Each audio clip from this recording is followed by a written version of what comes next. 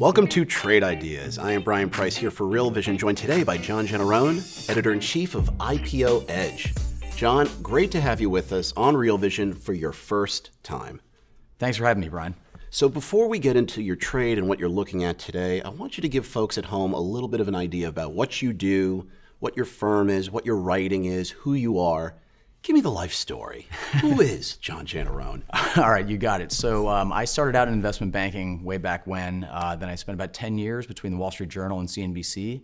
About a year ago, I launched this company. There are actually two websites, IPO Edge and CorpGov. I did this because I really wanted to do in-depth work, which is kind of hard to do sometimes with these big media companies. And I'm looking forward to talking to you today about a couple of the ideas I got.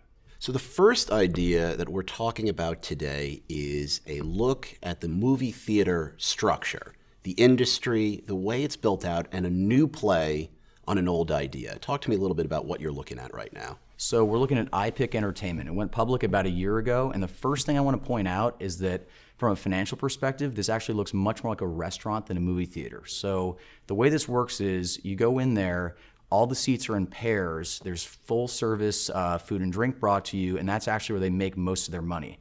If you look at the numbers, compare them to Cinemark or AMC, it's a completely different story. So these guys are doing much higher margin stuff, food and beverage, and they're not anywhere near as sensitive to the box office slate.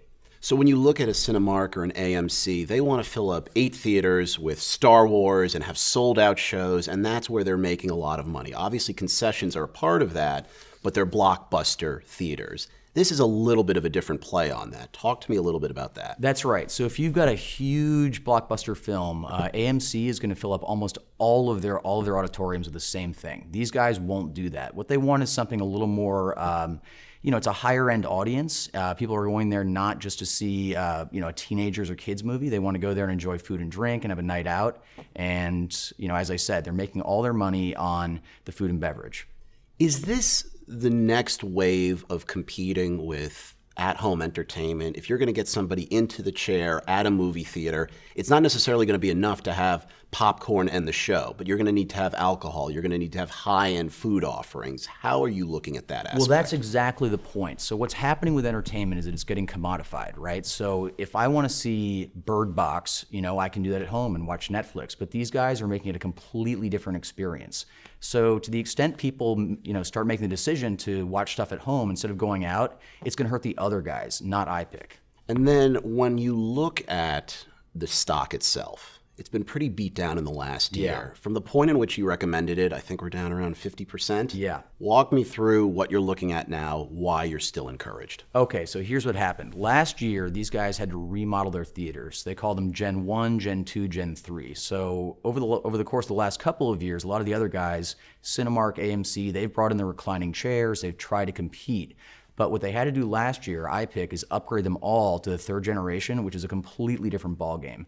Unfortunately, they got hung up with a little bit of construction issues, and over the course of the last year, now remember, they only have 15 locations.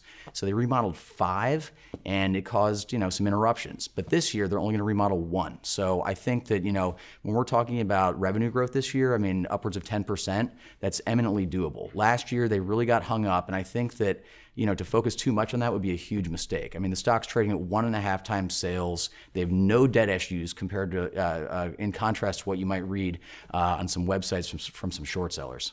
So John, clearly you're bullish. Let's shift to the bears and what they're looking at. What are you seeing from their perspective, and is there any merit to what they're saying? To be quite frank, the bears are being lazy. They're looking at GAAP EBITDA numbers, which are completely misleading. One thing I want to point out is any company like this sells a whole lot of gift cards. Gift cards cannot show up as revenue. That goes straight to the balance sheet. So let's just say that's 5% of sales. That's not even showing up. By my back of the envelope estimates, these guys, had negative cash flow of $10 million last year. They've got another $30 million left in their credit line. There is no concern whatsoever about liquidity. These guys are going to be just fine. So I think that, this happens all the time. You get a short seller, he doesn't call the company, he decides that the EBITDA numbers look bad. Of course, these guys are levered, but everything is turning around right now, and there are very, very good reasons why things were weak last year, which I explained.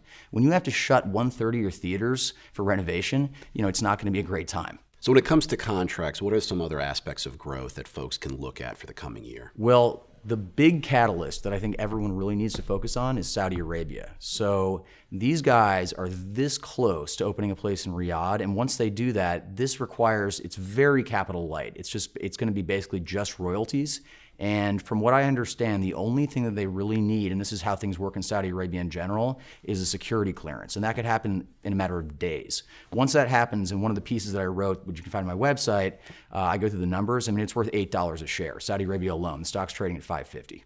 So it sounds like the key driver for you, John, is this Saudi Arabia deal. And I think this represents a whole new ballgame with the country itself because they don't have movie theaters. That's right. So the real juice in this stock is the Saudi deal.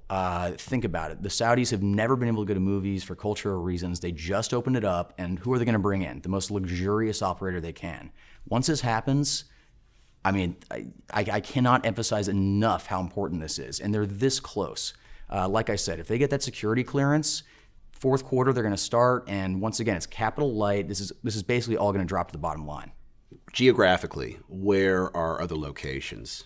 They're spread all over the place. You've got them in California, there are a couple in Florida, but I think there's actually more international opportunity than people might be thinking about. I mean, the next thing could be Europe, Asia, and what I would imagine is it's going to be the same sort of royalty deal. Again, it's capital light, so you don't have to worry too much about these guys having to pour money into it. But currently they're domestically placed throughout the U.S., and Saudi Arabia would represent their first step internationally. Right. And the Saudi deal, if this gets done, they would probably open it up in the fourth quarter. So we're really talking more about 2020 revenue, but the second that gets approved, like I said, I mean, it's easily worth $8 a share. And that would be your present target. Well, I'd say my target's more than that. So I mean, $8 on top of where we are now. I mean, I think the stock's worth $20 a share. And that's off of a 5. What are we trading at? 5.5? Right. Well, I mean, once you see the comp start to turn around, people stop freaking out about the debt. The Saudi announcement happens. Easily 20 a share. Do they own their property outright, or are they renters in most of their properties? Well, they rent, and believe it or not, these are the most sought-after tenants you can imagine, because when you open up something like this, it's going to bring restaurants, boutiques, all kinds of stuff. I mean, there's actually one here in New York at South Street Seaport, and from what I understand, they got a great deal on that. I mean, they were basically begging them to show up, and they're going to open another one in Delray, Florida, which I assume is also under very good terms.